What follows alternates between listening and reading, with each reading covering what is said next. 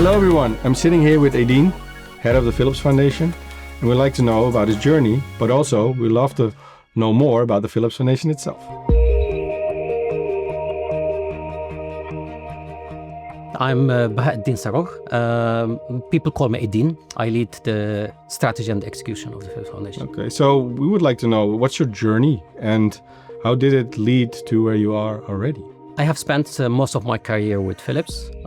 As of February 1st, 25 years to be exact. And since recently, the head of the Philips Foundation, covering innovation, healthcare, strategy, and partnerships. You've learned along the way, and I know that you've spent some time in Kenya and other countries across Africa. My experience in Kenya showed me that challenge is not innovation, but access.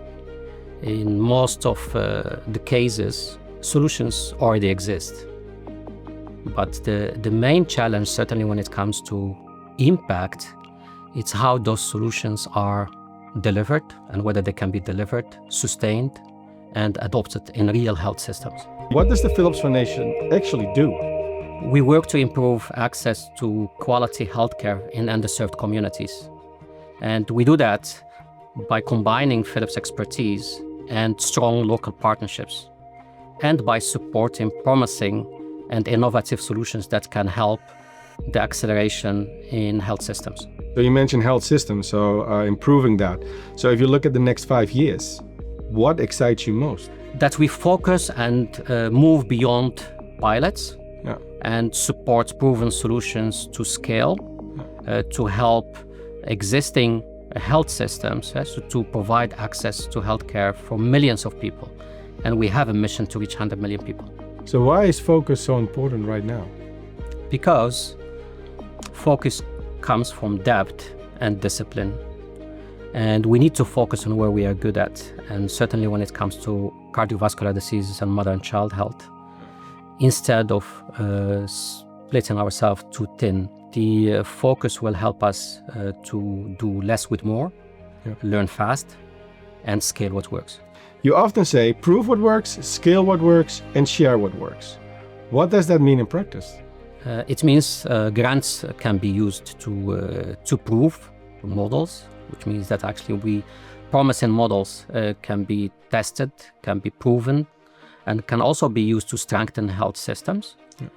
While investments and impact investments can be used to scale promising innovations that show sustainability. And once we learn from that, then we can also use that to share our learnings so others can adapt and build on that with the vision so that we can have long-term value creation as an ecosystem.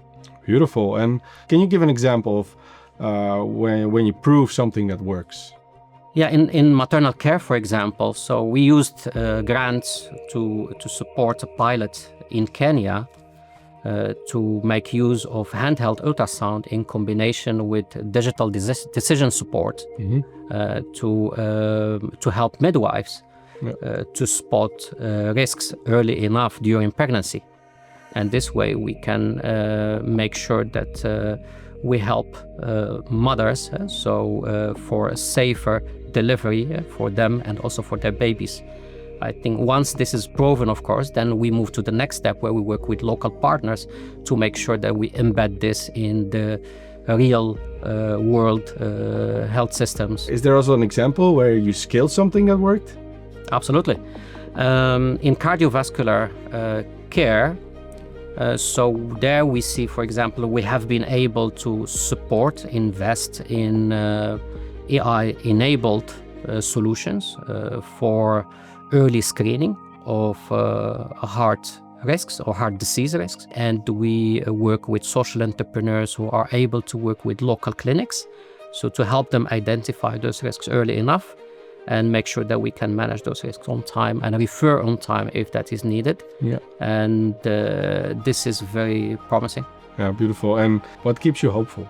The people, especially frontline workers and local innovators. They continue to push forward even in the toughest conditions. Their commitment and resilience is a source of hope and pride.